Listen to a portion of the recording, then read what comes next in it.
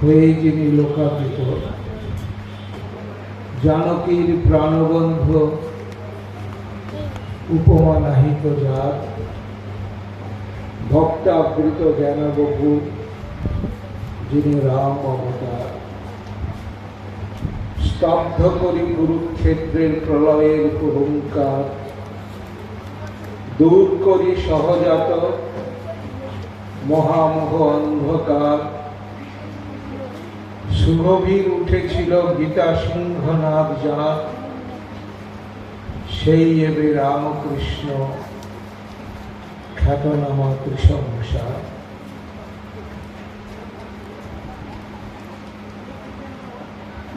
ওম স্থাপকায় চ ধর্মস্য সর্বধর্মস্বরূপিণে অবতার বরিষ্ঠায় রামকৃষ্ণায় তে নমঃ। নমঃ শ্রী জ্যোতিরাজায় বিবেকানন্দ স্নুরয়ে সচ্চিৎ সুখ স্বরূপায় স্বামিনে তাপহায়। রামকৃষ্ণ গত প্রাণ তন্নাম শ্রবণ প্রিয়া, তদ্ভাবরঞ্জিত তারা প্রণমামি মুহুর্মুহ।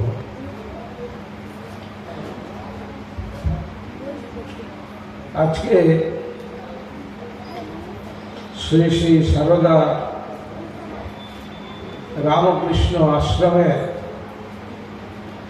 বার্ষিক উৎসব অনুষ্ঠিত হচ্ছে। এই উৎসবে যারা ঠাকুর মা স্বামীজির অনুরাগী ভক্তবৃন্দ উপস্থিত হয়েছেন, মঞ্চের সামনে বসে আছেন, সকলকে আমার হার্দিক অভিনন্দন, কৃতজ্ঞতা, শুভেচ্ছা জানাচ্ছি। এই আশ্রমের যিনি সভাপতি, সম্পাদক,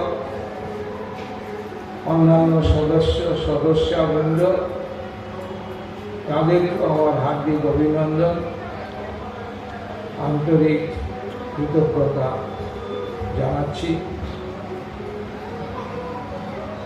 এতক্ষণ ধরে আপনারা মন্ত্রমুগ্ধ হয়ে ঠাকুরের অমৃতবাণী শ্রী শ্রী রামকৃষ্ণ কথামৃত পাঠ এবং আলোচনা শুনছিলেন।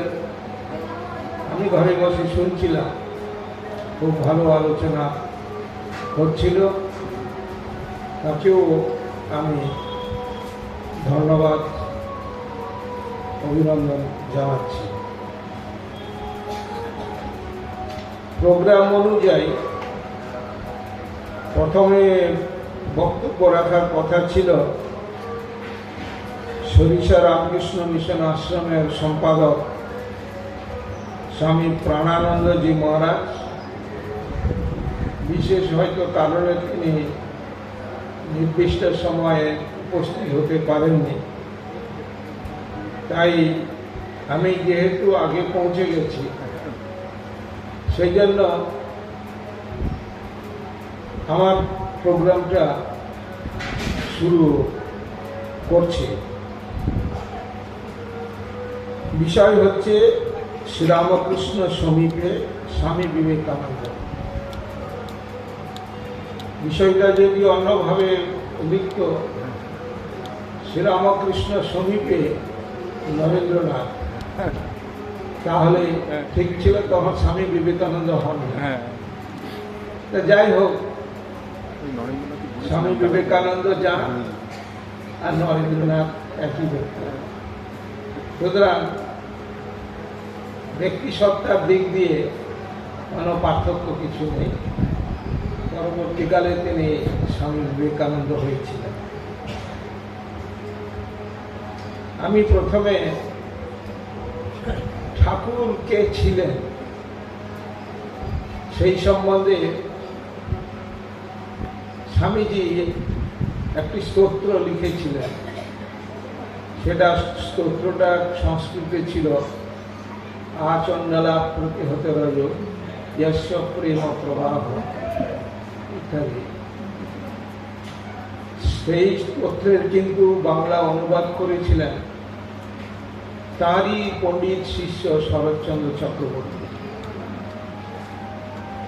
শ্রীরামকৃষ্ণ প্রকৃতপক্ষে এই আলোচনার আগে তাঁদের সম্পর্কে একটু জানতে হবে।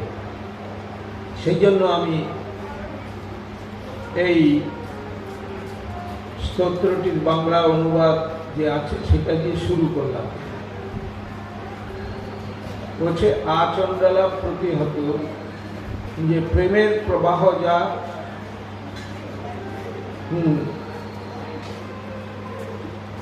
আচণ্ডালা প্রতিহত, যে চণ্ডালের প্রতি যা প্রবাহিত ছিল,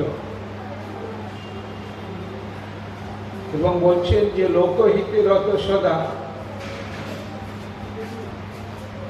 হয়ে যিনি লোকাতীত, তিনি এই ধরাধামে নররূপ ধারণ করে অবতার রূপে অবতীর্ণ হয়ে লোকহিতে তিনি সদা রত ছিলেন।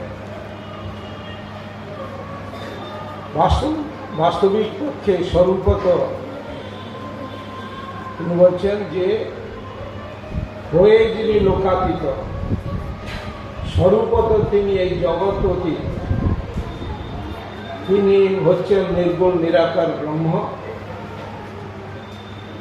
নির্গুণ নিরাকার ব্রহ্ম যখন শক্তিযুক্ত হন তখন তিনি হন ঈশ্বর।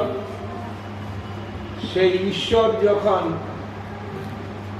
মানুষ হয়ে পৃথিবীতে অবতীর্ণ হন তখন তাকে বলি আমরা অবতার। সুতরাং পরিষ্কার হয়ে গেল যে প্রেমের প্রবাহ যা চণ্ডালের প্রবাহিত, লোকহিতে সদারত হয়ে যিনি লোকাতীত। জানকী প্রাণবন্ধ উপমা নাহিক যা, ভক্তাবৃত জ্ঞানবপু যিনি রাম অবতার। জানকীর প্রাণবন্ধ, জানকীর প্রাণবন্ধ কে ছিলেন? মা সীতা জননীর একটা প্রাণের বস্তু কে ছিলেন? হচ্ছেন শ্রীরামচন্দ্র। আমার শ্রীরামচন্দ্র কেমন ছিলেন? ভক্তাবৃত জ্ঞানবপু যিনি রাম অবতার। তার শরীরটা হচ্ছে জ্ঞান, কিন্তু এই জ্ঞানটা কিন্তু ভক্তির দ্বারা আবৃত হয়ে আছে। অর্থাৎ এখানে সীতারূপ ভক্তির দ্বারা শ্রীরামচন্দ্র তিনিও কিন্তু সীতাগত প্রাণ আবৃত হয়ে আছেন। পরবর্তী বলতে স্তব্ধ করি কুরুক্ষেত্রের প্রলয়ের বহুত্রা। কুরুক্ষেত্রে যুদ্ধের দাসপূর্ব মুহূর্তে যখন শ্রীকৃষ্ণ পাঞ্চজন্য শঙ্খ নিনাদ করে উঠেছিলেন তখন বিরাট একটা হুঙ্কার তুলেছিলেন। সেই হুঙ্কারে কি হয়েছিল? দূর করি সহজাত মহামোহ অন্ধকার। একদিকে কৌরব পক্ষ,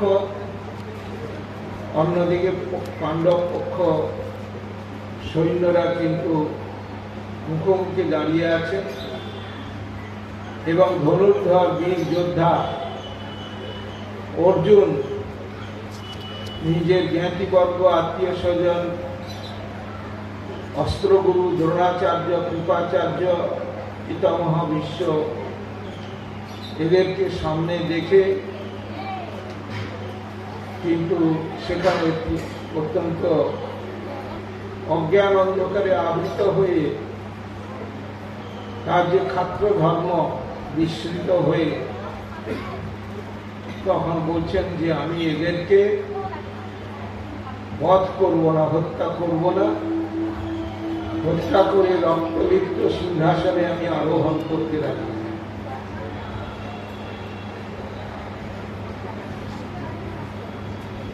সেই মহামোহ অন্ধকার আমাদের যে চারটি যে বর্ণ আছে, যে ব্রাহ্মণ, ক্ষত্রিয়, বৈশ্য, শূদ্র, যে যে বর্ণের মধ্যে অন্তর্গত তারা কিন্তু যেন সেটা প্রতিপালন করে, না হলে কিন্তু নিজেদের ধর্ম থেকে স্খলিত হবে। অর্জুন হচ্ছে ক্ষত্রিয়, তাকে ক্ষাত্র ধর্ম পালন করতে হবে। অর্জুন ভাবছে যে আমি এই যুদ্ধে এদেরকে নিহত করলে আমার মহাপাপ হবে, কিন্তু শ্রীকৃষ্ণ তো বলছেন না, তুমি ক্ষত্রিয়, তোমার উচিত হবে যে ক্ষত্রিয় ধর্ম পালন করা, যুদ্ধ করা। তাতে কিন্তু শাস্ত্র অনুমোদন করেছে, সুতরাং এটা কিছু অসুবিধার কিছু নেই। আর এটা ধর্মযুদ্ধ, ধর্মযুদ্ধে কিন্তু এভাবে দুর্বলতা তোমার আনা দরকার নেই। এবং তুমি কাদেরকে হত্যা করবে? আমাদের শরীরের মধ্যে সেই ব্রহ্ম আছেন, সেই ব্রহ্মকে আগুন দহন করতে পারে না, জল সিক্ত করতে পারে না, বায়ু শুষ্ক করতে পারে না।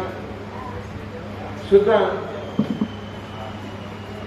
গীতাতে উপদেশ দেওয়া হচ্ছে, নৈনম ছিন্দন্তি শস্ত্রাণি নৈনম দহতি পাবক নাচৈনম ক্লেদয়ম তাপনম শোষয়তি মারিত।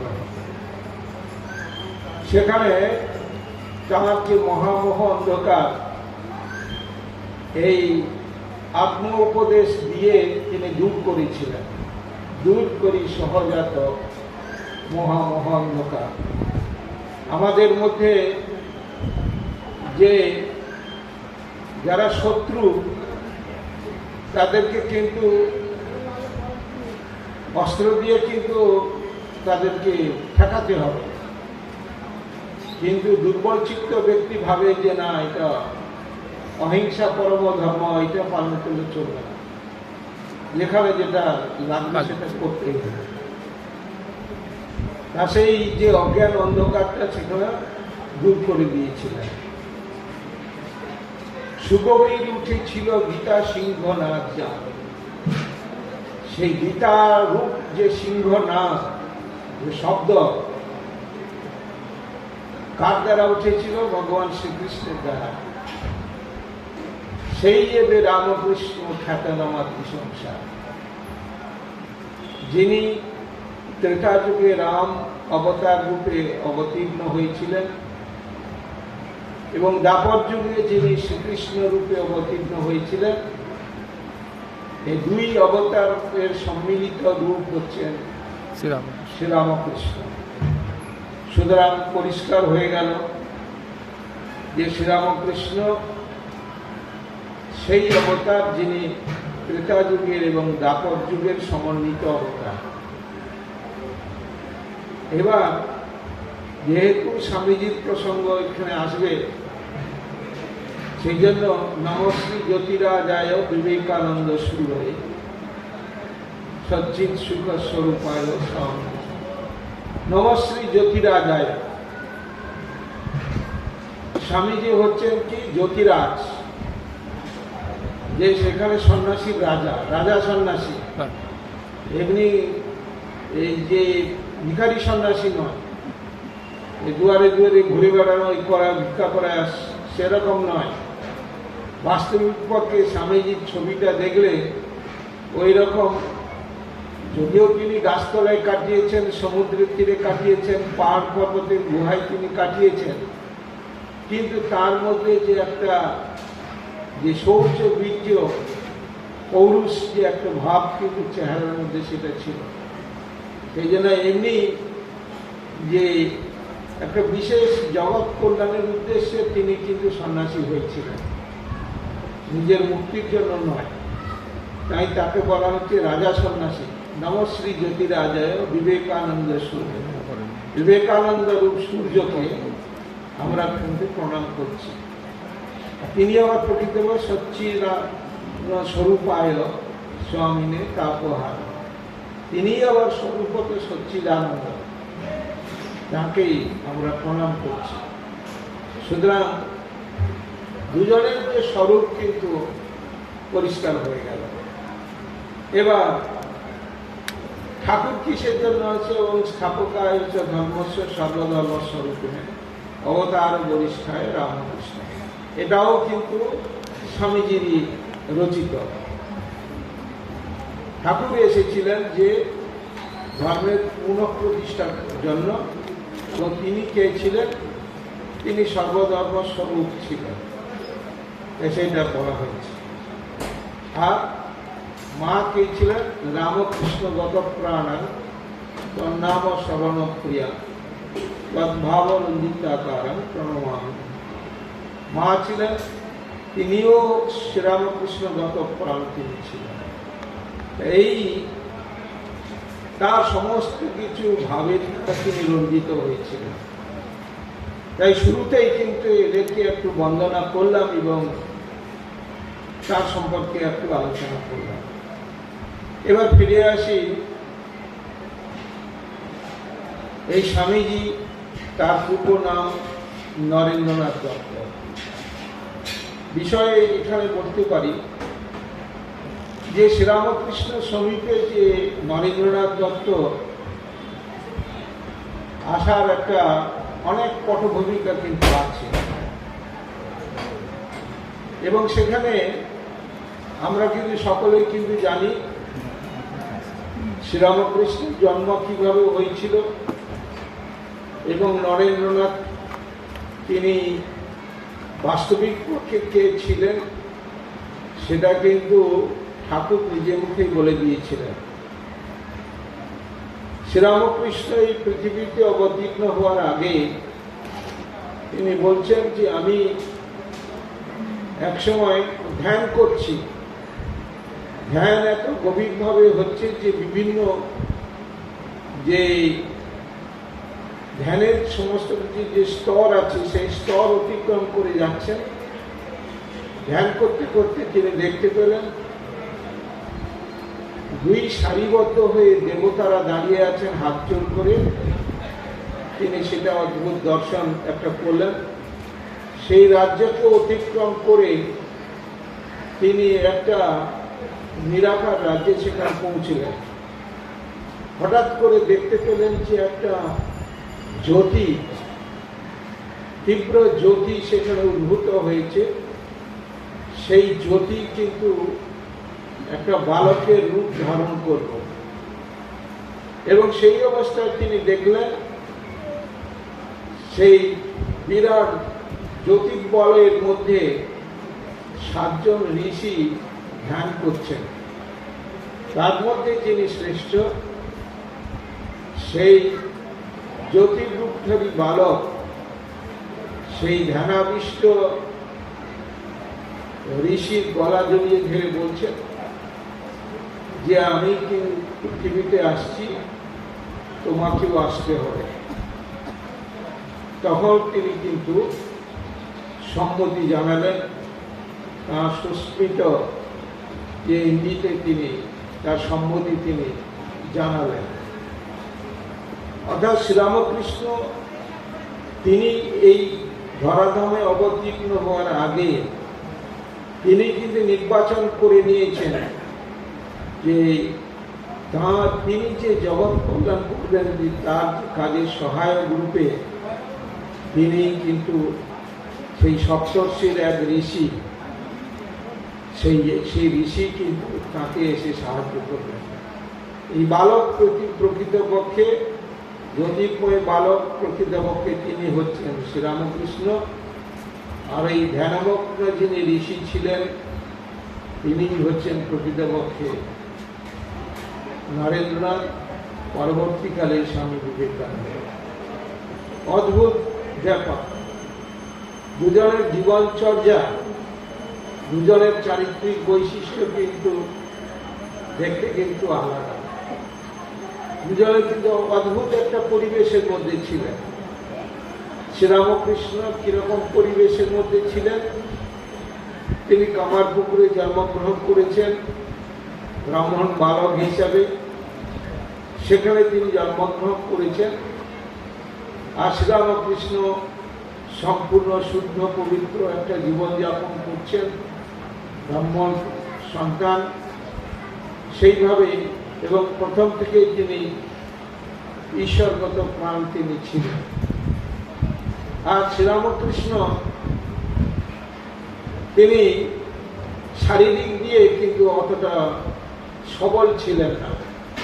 তার কমনীয় শরীরটা কিন্তু কোমলতা দিয়ে যেন আবৃত হয়ে আছে, নমনীয় কমনীয় একটা শরীর, সেই রকম শরীর নিয়ে তিনি যুক্ত আছেন। অপরদিকে আমরা কিন্তু যখন দেখি নরেন্দ্রনাথ ব্যায়াম করেন, কুস্তি করেন, সাঁতার কাটেন, ঘোড়ায় চড়েন, এইভাবে তার বলিষ্ঠ একটা চেহারা। সুতরাং দেখা যাচ্ছে যে শারীরিক দিক দিয়ে কিন্তু নরেন্দ্রনাথ কত বলিষ্ঠ শক্তিমান সেটা পরিষ্কারভাবে বোঝা যাচ্ছে। একদিকে আমরা শ্রীরামকৃষ্ণের জীবন আমরা দেখতে পারি, বড়জোর তিনি পাঠশালা পর্যন্ত গিয়ে তিনি পড়াশোনা করেছেন। অপরদিকে নরেন্দ্রনাথ তিনি কিন্তু ছোট বয়স থেকে নানা রকম সমস্ত কিছু, যে সাহিত্য, দর্শন, ইতিহাস, বিজ্ঞান সব কিছু অধ্যয়ন করেছেন, সব বিদ্যায় কিন্তু পারদর্শী। তুখর তার বুদ্ধি, তাকে তর্কে কেউ পরাস্ত করতে পারে না, কোনো কিছু চোখে না দেখলে বিশ্বাস করতে পারে না। সুতরাং দেখা যাচ্ছে যে সহজে কিন্তু ঈশ্বর বিশ্বাস নেই, এই তার একটা মনোভাব কিন্তু ছিল। যেমন আধুনিক যুবকদের যেটা দেখা যায় যে অত ঈশ্বরে বিশ্বাস করে না, কিন্তু নরেন্দ্রনাথের জীবনে কিন্তু প্রথম দিকে এরকম একটা ভাব ছিল। তবে আরেকটা তার মধ্যে ছিল কি, এটা বয়সকালে একটু হয়েছিল, যখন যুবক তিনি হয়েছিলেন, কিন্তু ছোটবেলা থেকেই তার একটা ধ্যান করার একটা প্রবণতা ছিল। তিনি কিন্তু তার সমবয়স্ক সাথীদের নিয়ে কিন্তু ধ্যান করতেন। এই ধ্যানের নানা রকম সমস্ত ঘটনা আপনাদের জানা আছে। ধ্যান করতে করতে সাপ, বকুরের সাপ সামনে চলে এসছে, অন্য বন্ধুরা ভয় পেয়ে ছুটে পালিয়েছে, কিন্তু স্বামীজি নরেন্দ্র বিলের কোনো কিছু খেয়াল নেই, ধ্যান করেই যাচ্ছে। তো এই অবস্থা কিন্তু আর একটা ছিল, একটা ধ্যান প্রবণ কিন্তু মন ছিল। এবং নরেন্দ্রনাথ তাঁর পরবর্তীকালে তিনি স্মৃতিচারণ করতে গিয়ে বলছেন যে আমি যখন রাত্রে শুতে যেতাম তখন আমি দেখতে পেতাম যে একটা আলো দেখতে পেতাম, ছোট একটা বিন্দু আকারে দেখতে পেতাম। সে বিন্দুটা ধীরে ধীরে বড় হয়ে সেগুলো কিন্তু ফেটে যেত, সে ফেটে গিয়ে সে আলো কিন্তু চতুর্দিকে সেটা সারা শরীরকে কিন্তু আবৃত করে দিত। এইভাবে মনে করতে নিদ্রার সময় আমার যেমন হয় অন্যদেরও হয়তো সেরকম হয়, এটা কিন্তু এটা হতো। পরবর্তীকালে তিনি পরে এটা বলছি। এবার তো নরেন্দ্রনাথ তার তো বিদ্যা বুদ্ধি সমস্ত কিছু তো বিরাট কিছু হচ্ছিল, সবই ছিল। এবার নরেন্দ্রনাথ প্রথম থেকে কিন্তু ব্রাহ্ম সমাজে যাতায়াত করতেন, আর সিমলাপল্লীতে তো তিনি ছিলেন। ঠাকুরের আগে থেকে গৃহী ভক্ত তৈরি হয়ে গেছিল। রামচন্দ্র দত্ত, সুরেন্দ্রনাথ মিত্র এরা কিন্তু তৈরি হয়েছিলেন। একবার সুরেন্দ্রনাথ মিত্রের বাড়িতে 1881 খ্রিস্টাব্দে ঠাকুর সেখানে গেছেন, কিন্তু ঠাকুর খুব গান শুনতে পছন্দ করতেন। ঠাকুরকে গান শোনাতে হয়। পাড়ায় কে ভালো গাইতে পারে, নরেন্দ্রনাথ সদ্য যুবক, ভালো গান গাইতে পারে, তাই জন্য তাকে কিন্তু দেখে আমরা যে দক্ষিণেশ্বরে পরমহংসদেব এসছেন, তো তাকে গান শোনাতে হবে। ঠাকুর দেখে কিন্তু অবাক হয়ে গেছে। আরে কলকাতার মধ্যে এরকম একটা ত্যাগী যুবক, শুদ্ধ পবিত্র যুবক কিন্তু থাকতে পারে? কারণ তিনি তো অন্তর্যামী, সমস্ত কিছু দেখে ভেতর বাইর সব কিছু তিনি তো পড়ে ফেলতে পারতেন। আর যখন নরেন্দ্রনাথ গান গাইছেন, অত্যন্ত মগ্ন হয়ে গান গাইছেন, কোনো দিকে তার বাইরে যে কোনো হুঁশ নেই। ঠাকুর খুব আপ্লুত, অভিভূত হয়ে গেছেন। তিনি তখন ভাবলেন, তখন শেষে যাওয়ার সময় বলছেন যে তুমি দক্ষিণেশ্বরে এসো। ঠাকুর যখন যাকে এই কথা বলতেন, এই এসো শব্দটির মধ্যে একটা মামুলি ব্যাপার ছিল না, তার মধ্যে একটা শক্তিযুক্ত একটা আকর্ষণীয় ক্ষমতা ছিল। সেখানে কিন্তু নরেন্দ্রনাথ শুনেছেন, সঙ্গে সঙ্গে তো তিনি যাননি। এবার শ্রীরামকৃষ্ণের কাছে কিভাবে তিনি ধীরে ধীরে আসছেন, এটা অদ্ভুত একটা ব্যাপার। তিনি বলছেন যে আমি এফএ পরীক্ষা দিয়েছি, এদিকে বন্ধু বান্ধবের সঙ্গে আড্ডা দিচ্ছে, গান করছে, সমস্ত কিছু করছে, বাবারও প্রচুর ইনকাম আছে, অর্থ উপার্জন আছে, দুহাত খুলে খরচা করছে, সমস্ত কিছু করছে, তার এরকম জীবনযাপন চলছে। যখন তিনি অ্যাসেম্বলি কলেজে তিনি ভর্তি হন, ইনস্টিটিউশনে যখন ভর্তি হন, বর্তমান স্কটিশ চার্চ কলেজ, সেখানে হলো কি, যিনি সাহিত্যের অধ্যাপক ছিলেন তিনি অসুস্থ হয়েছিলেন, কিন্তু প্রিন্সিপাল ছিলেন হেস্টি সাহেব, তিনি কিন্তু এই ক্লাসটা নিতে এসেছিলেন। যে প্রকৃতির যে অপার সৌন্দর্য এবং সে তার যে ঈশ্বরের মহিমা, সেটা তিনি বোঝাতে চাইছেন। ওয়ার্ডসওয়ার্থের কবিতা যারা পড়েছেন, বিশেষ করে তিনটা নাবে যে কবিতাটা আছে, সেখানের মধ্যে যে প্রকৃতির যে সৌন্দর্য, ঈশ্বরের যে অনুভূতি, স্পর্শ সেখানে আছে। ওখানে ট্রান্সমাইগ্রেশন অফ সোল এই কথাটি আছে। যাই হোক, এই সমাধি কথাটি তিনি ব্যাখ্যা করতে যাচ্ছেন। ব্যাখ্যা করতে গিয়ে বলছেন যে দেখো, এই জিনিসটা কিন্তু ব্যাখ্যার বিষয় নয়, এটা উপলব্ধির বিষয়। সমাধি কি অবস্থা যদি দেখতে চাও, তো দক্ষিণেশ্বরে যে পরমহংস শ্রীরামকৃষ্ণ আছেন, তার কিন্তু সমাধি হয়। তাকে দেখলে বুঝতে পারবে যে সমাধি অবস্থাটা কিরকম। এর কিন্তু নরেন্দ্রনাথের কিন্তু খুব মনে লেগেছে যে তাই তো। এদিকে প্রাচ্য এবং পাশ্চাত্য দর্শন পড়ে তার মনের মধ্যে নানা রকম সন্দেহ সৃষ্টি হয়েছে যে ঈশ্বর কি প্রকৃতপক্ষে আছেন জগতে, যদি আছেন তাহলে তাকে কেন দেখতে পাচ্ছি না, বা এই ঈশ্বরের সৃষ্টিতে এত দুঃখ কষ্ট যন্ত্রণা কেন হচ্ছে, কেন থাকবে? ঈশ্বর যদি পরম দয়ালু হয়ে থাকেন, তাহলে এত কিন্তু জগতের কিন্তু দুঃখ কষ্ট যন্ত্রণা কেন থাকে? নানা রকম প্রশ্নের দ্বারা তিনি, সন্দেহ রূপ বাণের দ্বারা তিনি কিন্তু বিদ্ধ হয়ে আছেন।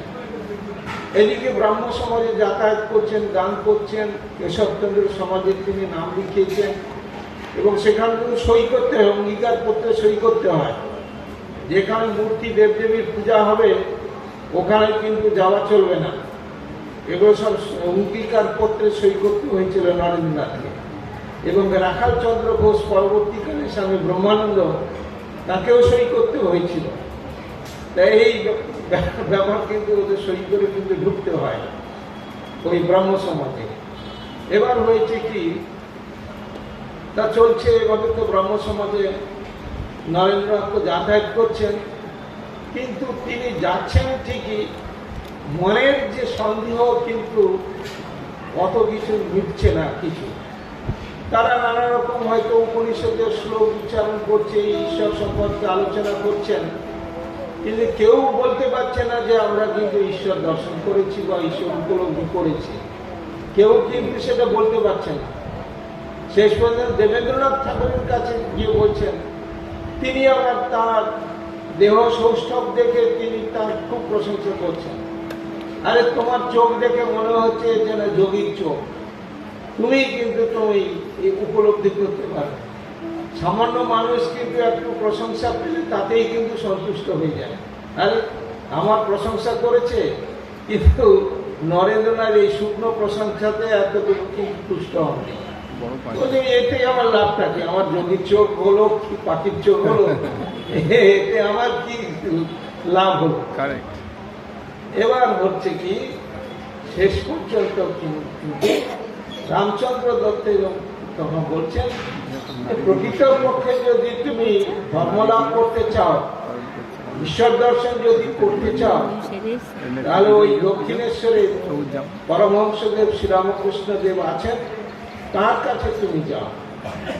তাই শেষ পর্যন্ত বাধ্য হয়ে কিন্তু নরেন্দ্রনাথ প্রথম আসলেন, দক্ষিণেশ্বরে আসলেন। প্রথম দর্শন ওই সুরেন্দ্রনাথ মিত্রের বাড়িতে হয়েছিল। দ্বিতীয় দর্শন এবার দক্ষিণেশ্বরে এসেছেন। ঠাকুর তো অপেক্ষা করে আছেন যে কখন নরেন আসলে, তার জন্য কিন্তু অপেক্ষা করে আছেন। ঠাকুর তিনি বলছেন, মা জগদম্বা আমাকে দেখিয়ে দিয়েছেন যে আমাকে আমার কাজে সাহায্য করার জন্য দুই ঠাকুর ভক্ত আসবে। এক গৃহী ভক্তরা আসবে আর ত্যাগী ভক্তরা আসবে, তারা কিন্তু আগে থেকে দেখিয়ে দিয়েছে।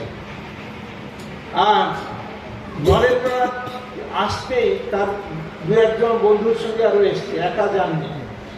একা তখন ঠাকুর কিন্তু এত আপ্লুত হয়েছেন, তুমি এতদিন পরে আসলে, তোমার জন্য এতদিন ধরে অপেক্ষা করে আছি।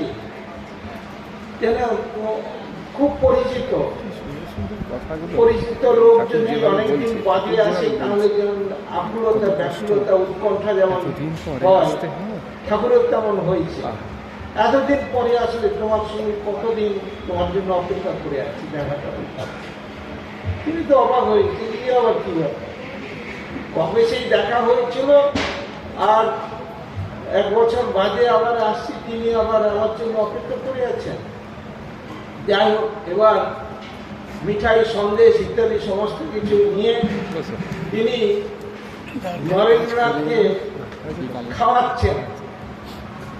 না, তুমি আমার সঙ্গে এসো, একা এসো না। তাকে মুখে তুলে দিতে যাচ্ছেন, কিন্তু নরেন্দ্রনাথ নিচ্ছেন না। না না, আমার সঙ্গে যারা বন্ধুরা এসছেন তাদেরকেও আমার হাতে দিও, আর ভাগ করে খাবো, এইভাবে তো বলছেন। বলছে না না, ওর পরে খাবে, তুমি খাও। এইভাবে ঠাকুর নিজের হাতে করে এই সমস্ত তাকে মিঠাই, সন্দেশ ইত্যাদি সমস্ত কিছু খাইয়ে দিলেন। তিনি তো অবাক হয়ে গেলেন যে কি ব্যাপার।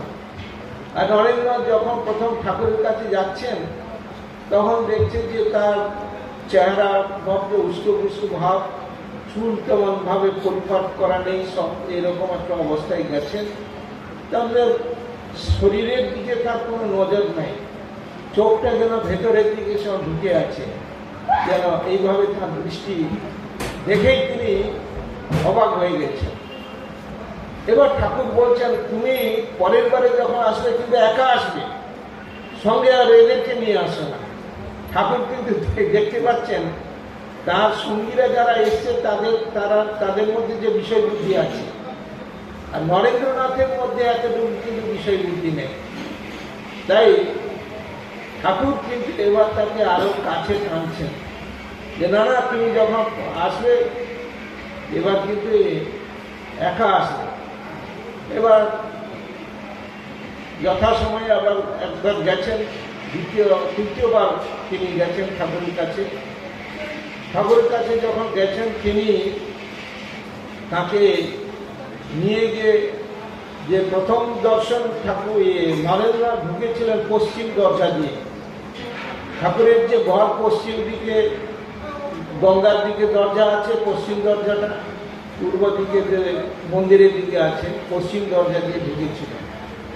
এবার তখন বলছেন যে তখন শীত পড়েছে, নভেম্বর মাস, আর এদিকে কিন্তু যে ইয়েগুলো আছে, থামগুলো দেওয়া আছে, থামের মাঝখানে সেখানে কিন্তু ঝাঁপ দেওয়া থাকে, যাতে উত্তরে ঠান্ডা হাওয়াটা ঠাকুরের ঘরে না ঢুকতে পারে।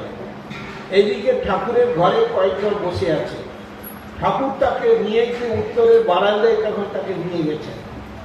নিয়ে গিয়ে করেছেন কি, দেখা যাচ্ছে যে ঘরের ভিতরে যারা আছে ঠাকুর কি করছেন দেখতে পাচ্ছে না, আবার ঘরের বাইরে ছাপের ওপারে যারা আছে তারাও কিন্তু দেখতে পাচ্ছে না। ঠাকুর আছেন আর নরেন আছেন, এই দুজন কিন্তু আছে।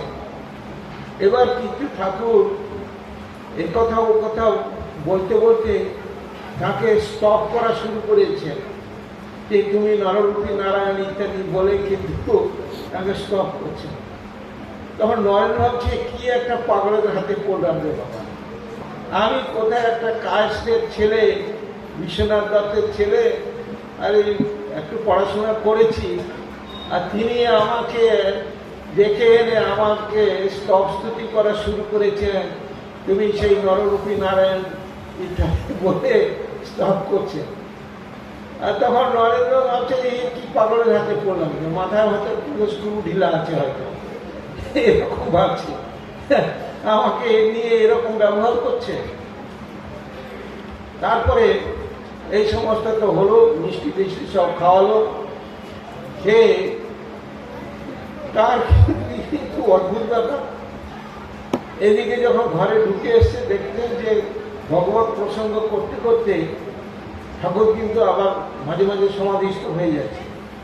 মনের মধ্যে তার একটা দোলাচল সৃষ্টি হয়েছে, আরে এই লোকটি আমার সঙ্গে এরকম ব্যবহার করলো, আবার ঘরের ভিতরে এসে ভগবত প্রসঙ্গ করতে করতে সমাধিস্থ হয়ে যাচ্ছে। সংশয় হয়েছে প্রকৃতপক্ষে কে, কি হতে পারে, তখন সংশয় কাটছে না। যার সেদিন তো অনেকক্ষণ সমস্ত কাটার পরে বলে তো আবার এসো। যখন লাস্ট টাইম গেলেন তখন কিন্তু ঠাকুর তাকে এবার স্পর্শ করে দিয়েছেন। যেই স্পর্শ করে দিয়েছেন অমনি তার মধ্যে একটা দারুণ একটা ভাব চলে এসছে। তিনি দেখতে পাচ্ছেন যে দক্ষিণেশ্বরের যে দেওয়াল, যে দক্ষিণেশ্বরের যে ঘর বাড়ি গাছপালা সব কিছুই যেন বনবন করে ঘুরছে, আর নিজে যেন একটা মহাশূন্যে বিলীন হতে যাচ্ছে, এরকম একটা অবস্থা হতে যাচ্ছে। এবং হতাশ হয়ে তখন বলছে যে আমি কি মরে যাচ্ছি নাকি, আমার বাবা মা আছে, এই সমস্ত আছে, আমাকে এরকম একটা স্পর্শ করে দিয়ে এই অবস্থায় আনিয়ে দিয়েছেন। তখন বলছেন যে তুমি কি করছোটা কি, যে আমার বাবা মা আছে, সমস্ত কিছু আছে। তখন ঠাকুর বলছেন তবে এখন থাক, এই বলে তার বুকে হাত দিয়ে তাকে আবার সেই স্বাভাবিক অবস্থায় কিন্তু ফিরিয়ে দেয়। তখন কিন্তু তার কিন্তু সন্দেহের ঘোর কাটছে না, আরে এই লোকটি কিছু বশীকরণ কিছু জানে নাকি, হ্যাঁ মেসমেরিজম বলে যে একটা শক্তি আছে, বশীকরণ হিপনোটিজম আছে, এই লোকটির মধ্যে কি সেরকম আছে না। তখন কিন্তু ঠাকুরের যে আধ্যাত্মিক যে অলৌকিক যে শক্তি, সেই শক্তির ব্যাপারে তো অনেক সময় হিপনোটিজম একটা ব্যাপার থাকে, তো যাই হোক তো গেল। এইভাবে ধীরে ধীরে ধীরে ধীরে যখন এই সমস্ত চলছে, ওই জিজ্ঞাসা করে ফেলেছিল আপনি কি ঈশ্বরকে দর্শন করেছেন? তখন শ্রীরামকৃষ্ণ স্পষ্টভাবে বলেছিলেন, হ্যাঁ রে আমি ঈশ্বরকে দর্শন করেছি, তোকে যেমন দেখছি তার থেকে আরো স্পষ্ট করে দেখেছি, তার সঙ্গে কথা বলেছি। আর তুই যদি দেখতে চাস তাহলে আমি তোকেও দেখাতে পারি। এবার কিন্তু বিশ্বাস হল, আরে এরকম ঈশ্বর জানা পুরুষ কিন্তু তিনি আছেন, এবং তার চেয়ে দিব্য স্পর্শে তার চেয়ে এরকম অনুভূতি একটা হয়েছিল। তখন কিন্তু সেই তার বিশ্বাসটা ধীরে ধীরে হচ্ছে। এবং প্রথম থেকেই যে ব্রাহ্ম সমাজে যাতায়াত করছেন তাদের যে দর্শন ছিল যে ঈশ্বর হচ্ছেন সগুণ নিরাকার। যেন রবীন্দ্রনাথের কবিতার মধ্যে তারে বন্দনা করি চন্দ্র তপন ইত্যাদি করে একটা আনন্দলোকে যে গানটি আছে, সেই গানের মধ্যে তো সেখানে বলছেন যে সগুণ নিরাকার হবে, কিন্তু নিরাকারের আবার বন্দনা কি আছে। সেই জন্য ঠাকুর মজা করে বলছেন নিরাকারের পা ধরে ওরা টানাটানি করে ইত্যাদি। সেই সকল নিরাকার তারা একটা নিজেদের কল্পিত কল্পনা দিয়ে একটা দর্শন খাড়া করেছে। যাই হোক, ঠিক আছে, এটাই কিন্তু বিশ্বাস, এবং নিরাকারে তার বিশ্বাস আছে ঠাকুর। এবার যখন নরেন্দ্রনাথ ঠাকুরের কাছে যখন যেতেন, তিনি যোগাবশিষ্ট রামায়ণ বা অদ্বৈত ভাবাবিষ্ট ভাবাদর্শ সেরকম কিছু শাস্ত্র তাকে পড়তে বলতেন, তখন অবাক হয়ে যেতেন। এরা কিন্তু সগুণ নিরাকার ব্রহ্মেতে বিশ্বাসী। তখন এই যে ঈশ্বরের কোনো রূপ নেই, আকার নেই, কিছুই নেই, গুণ নেই, তিনি নির্গুণ নিরাকার, এটা তো নাস্তিক।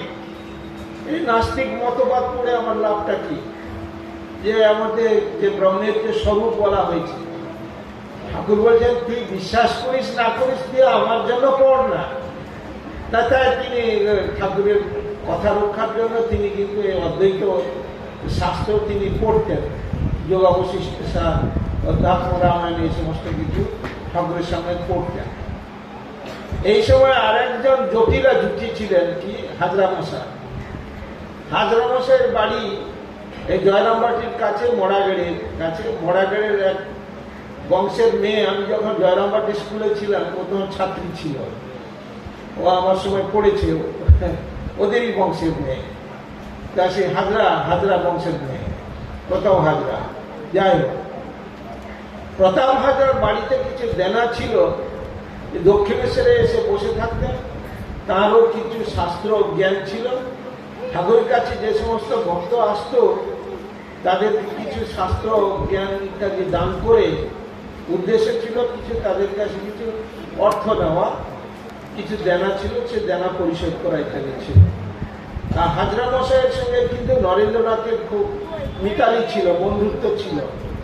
দুজনে বসে তামাক খেত, হাসি ঠাট্টা করতো, তর্ক করতো, এই সমস্ত করত।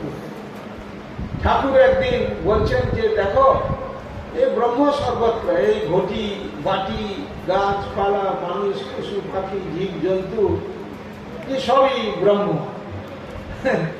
এই শুনলেন, আরে ঘটি বাটি এইসব ব্রহ্ম হতে পারে নাকি? ঠাকুর যা বলছেন সবই তো শাস্ত্রের কথা বলছেন। ঈশা বাস্যমিদং যৎকিঞ্চ জগৎতাং জগৎ। হ্যাঁ, এই জগতের সবকিছু ঈশ্বরের দ্বারা পরিব্যাপ্ত। সর্বং খল্বিদং ব্রহ্ম, ছান্দোগ্য উপনিষদে যেখানে বলছেন যে ব্রহ্ম, সবই তো ব্রহ্ম। কিন্তু নরেন্দ্রনাথের কিছুতে বিশ্বাস হচ্ছে না, সবই ব্রহ্ম কি করে হতে পারে? ঘটি বাটি চোখে দেখতে পাচ্ছি, তো ব্রহ্ম কি করে হতে পারে? এবার সেই কথাটা শুনে তারা ঠিকই করছে, হাজরা মশাইয়ের সঙ্গে কিন্তু ঠাট্টা করছে, মজা মস্কারে, যে ঠাকুর বলছেন সবই ব্রহ্ম, ঘটি বাটি ব্রহ্ম। তাদের মানে আড্ডাটা এত জোর হয়েছিল, ঠাকুরের কানে পৌঁছেছেন। তিনি সেখানে গিয়ে হাজির হয়ে বলছেন, এই তোরা কি কথা বলছিস রে? না, এই যে আপনি বলেছিলেন ঘটি বাটি সবই ব্রহ্ম, সেটা নিয়ে আমরা একটু মজা করছি। তখন ঠাকুর বলেন, ও তাই? এই বলে তিনি নরেন্দ্রনাথকে ছুঁয়ে দিলেন। ছুঁয়ে দিয়ে তারা অদ্ভুত ভাব হয়ে গেল। তিনি সর্বত্র কিন্তু যা দেখছেন সবই কিন্তু সেই ব্রহ্ম দর্শন করছেন। সেই ঘোর কিন্তু কাটছে না, সেই অবস্থায় কিন্তু বাড়ি চলে গেছেন।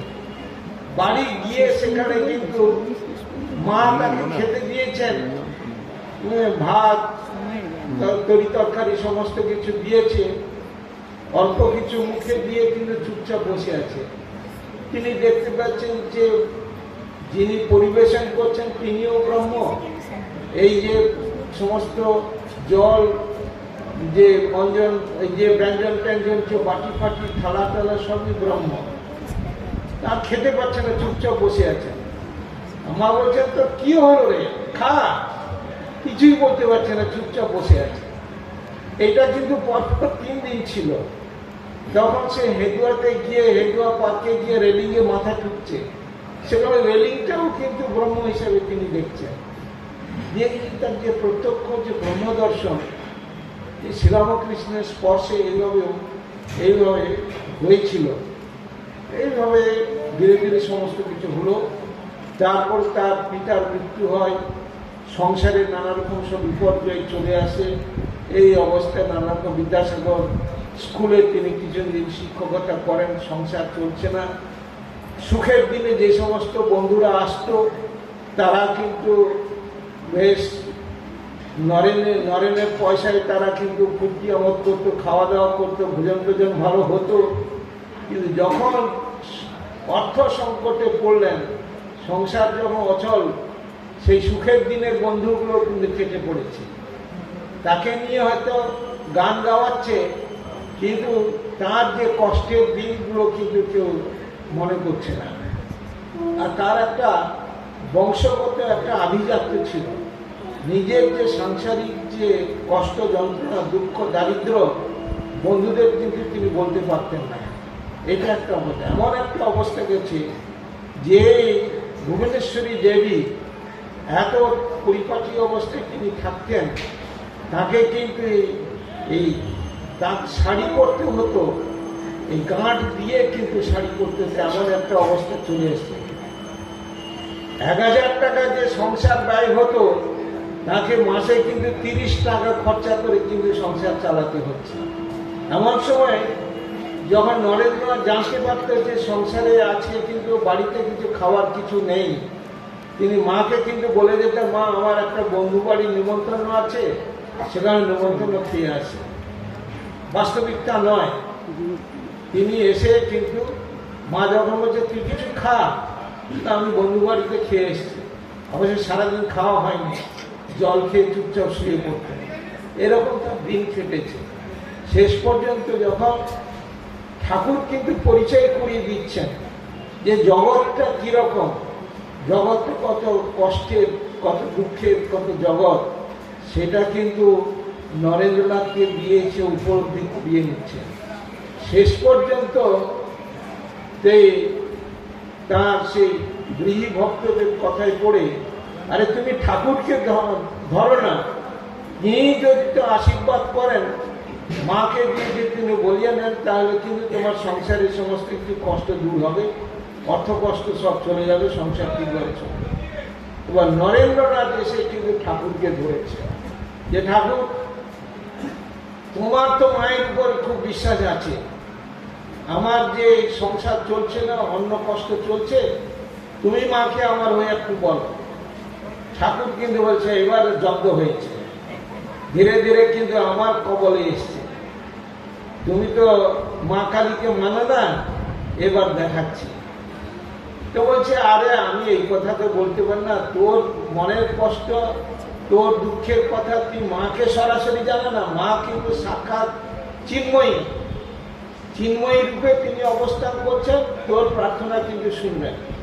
কিন্তু এও নাচল বান্ধা ছাড়ছে না, না আপনি বলুন। বলছে না না, তোমার কষ্টের কথা তুমি সরাসরি বলো, মা কিন্তু পূরণ করবে। কিন্তু নরেন্দ্র তো উচ্চ অধিকারী, এই সাধারণ যে সমস্ত যে বস্তু, বিষয়, ভোগ ইত্যাদি, তার তো সে মন নেই। আপনারা সেটা সব জানেন। বারবার 3 বার গিয়ে কিন্তু মায়ের কাছে যখন সামনে যখন দাঁড়াচ্ছেন, গিয়ে কিন্তু সেই সমস্ত যে আমার এই যে অর্থ ইত্যাদি সমস্ত কিছু দাও, সেটা কিন্তু ভুলে যাচ্ছে। জ্ঞান দাও, বিবেক দাও, বৈরাগ্য যাও। 3 বার তিনি এইটা তিনি প্রার্থনা করেছিলেন। ঠাকুর যখন 3 বারের পরে বলছেন, কিরে মাত্র বলতে পেরেছিস? না, আমি কিন্তু আর মুখ থেকে এটা বেরো, যা তোর ভাগ্যে আর সংসার ভোগ নেই, কিন্তু মায়ের ইচ্ছায় তোর কিন্তু এই সংসারে দুঃখ কষ্ট অত হবে না, মোটামুটি কেটে যাবে, আর পুরো জীবন কিন্তু কেটে যাবে।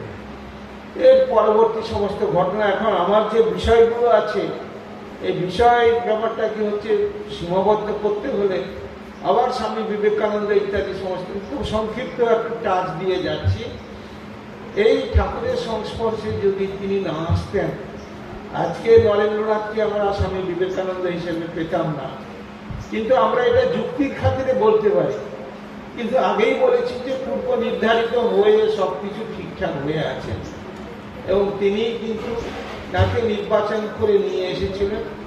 সেই জন্য সিস্টার ক্রিস্টিন স্বামীজি সম্পর্কে বলতে গিয়ে বলছেন যে বহু যুগ পর পর পৃথিবীতে কিছু কিছু মহামানব জন্মগ্রহণ করেন, তারা কিন্তু তাদের সেই আপন ভিত্তি নিয়ে, আপন শক্তি নিয়ে পৃথিবীতে আসেন, এবং তারা কিন্তু আমাদের এই ধূলির ভূষিত যে জীবন, সেই জীবনের সঙ্গে মিলেমিশে একাকার হয়ে যান, সুখ দুঃখে তিনি কিন্তু তারা কিন্তু ভাগী হন। কিন্তু তারা পরিষ্কারভাবে জানেন তারা প্রকৃতপক্ষে তারা কিসের জন্য পৃথিবীতে এসছেন, তাই তারা কিন্তু সমস্ত কিছু জানেন। স্বামীজি ঠাকুরের ঘন্টা ছিল, এবং এই ঠাকুরের যে সমস্ত কথাবার্তাগুলো, সেগুলো যে ব্যবহারিক যে রূপ, সেটা মাও যেমন দিয়েছেন, স্বামীজিও তেমন করেছেন, ব্যাখ্যা করেছেন। আমরা হয়তো কথা মতো পড়ে এইটাই সবসময় বুঝতে পারি যে ঠাকুর শুধু এই কথা বলেছেন যে জীবনের উদ্দেশ্য ঈশ্বর লাভ, সেটা ঠিক আছে, কিন্তু যে আন্তর্জাতিক একটা ব্যাপার আছে ঠাকুরের এর মধ্যে, উপদেশের মধ্যে যে সর্বধর্ম সমন্বয়ের ব্যাপার আছে, এমনকি ঠাকুর হচ্ছেন যে প্রাচীন ভারতবর্ষের যে ধর্ম সংস্কৃতি, যে সভ্যতার প্রতি তিনি এসেছিলেন, প্রতিভূ হিসেবে তিনি এসেছিলেন, সেটাকে তিনি সম্পূর্ণভাবে শাস্ত্র অধ্যয়ন না করে নিরক্ষর থেকে তিনি তাঁর সাধনা দিয়ে, জীবনচর্যা দিয়ে শাস্ত্রকে তিনি প্রমাণিত করে পুনঃপ্রতিষ্ঠিত করে গেছেন। এবং তিনি যে হিন্দু ধর্ম বহির্ভূত যে খ্রিস্ট ধর্ম, ইসলাম ধর্ম ইত্যাদি করেছেন, আন্তর্জাতিক স্তরে সেটা নিয়ে গেছেন। সেখানে নিয়ে গেছে যে যতমত ততপথ, এই কথাটি ঠাকুর যেটা বলেছেন সেটা আন্তর্জাতিক স্তরে তিনি নিয়ে গিয়ে সেটা বলছেন। ওই জন্য তিনি খ্রিস্ট ধর্ম, ইসলাম ধর্ম ইত্যাদি সমস্ত কিছু করে তিনি এই কথাটি বলছেন। এই কথাটি কিন্তু ঠাকুরের কিন্তু নতুন কথা নয়, আমাদের বেদেও সেখানে একং সৎ বিপ্রা বহুধা বদন্তি, যে সত্য বস্তু হচ্ছে একটাই, একই হচ্ছে সত্য বস্তু, এবং পণ্ডিতগণ তারা কিন্তু বহুভাবে সেটা কিন্তু করে। সুতরাং পৃথিবীতে যত কিছু ধর্ম আছে সবই একটা সনাতন ধর্মের একটি অঙ্গ বিশেষ, একটা অংশ বিশেষ, এবং সেটা কিন্তু ব্যাখ্যা করে স্বামীজি কিন্তু ভারতবর্ষে এবং ভারতবর্ষের বাইরে পাশ্চাত্যে সেটা কিন্তু আরো বিস্তৃতভাবে সেখানে কিন্তু বলেছেন। সুতরাং স্বামীজির যে বাণী, তাঁর যে উপদেশ, সেটা ঠাকুরের কথার কিন্তু একটা বিস্তৃত রূপ, কিন্তু এটা কিন্তু আমাদের ঠাকুরকে আবার বুঝতে গেলে কিন্তু স্বামীজির বাণী ও রচনা এগুলো সমস্ত কিছু ভালো করে পড়তে হবে। তার বাস্তব রূপায়ণ দিয়েছেন মা সারদা দেবী। যাই হোক, এখন অনেকক্ষণ বোধহয় আলোচনা হয়ে গেল। আমার যে বিষয় ছিল আর স্বামীজির কার্যাবলী ইত্যাদি সম্পর্কে আমি আর ওর ভেতরে যাচ্ছি না। বিষয় ছিল শ্রীরামকৃষ্ণ সমীপে স্বামী বিবেকানন্দ। এই বিষয়টা আমার সাধ্যমতো আলোচনা